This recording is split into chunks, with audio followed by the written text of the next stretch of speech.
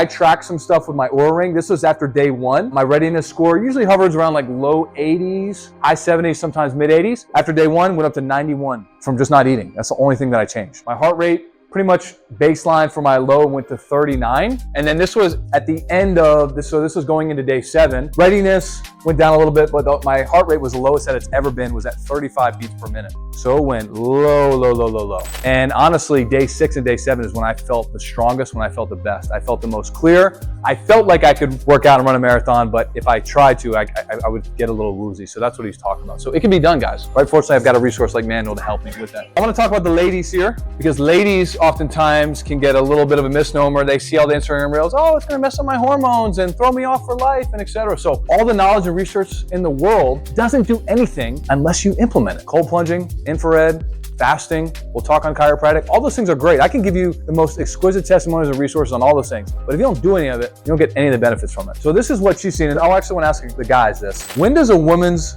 menstrual cycle start? Most men don't know this. We wonder why we can't keep up with your hormones. The first day of a female cycle is when we menstruate. That's day 1 of a female cycle. Females run on a 28-day cycle, give or take. Men are on a 24-hour cycle. Technically on day 1 through 12, this is great for intermittent fasting. That's like the 8, the 16, the 24-hour fast. That's gonna be most ideal to do the fast. Does that make sense? So when you're bleeding, that's when you can start. Days 13 to 15 is when you're ovulating. This is the research from Dr. Mindy Peltz. You've seen some of her. I'll show her a picture in a second. You want to keep the fast under 15 hours. That's what she recommends for her patients, her clients. And then the last phase, basically that last week leading up to having the cycle again. Ladies, talk to me. Is that when the cravings are the highest? Yes or yes? See, oftentimes men, we don't even know this. We don't know why you're craving carbs or in a funky mood, right? We don't think about your cycle. But this is when we want to avoid those long fasts. Now for you post-menopausal women, you don't have to raise your hand. You can fast. Normally it will have no effect because your hormones will not be thrown off. No excuses for you to help teach the other generation. So real quick, some myths that we have around this. Fasting isn't safe for women.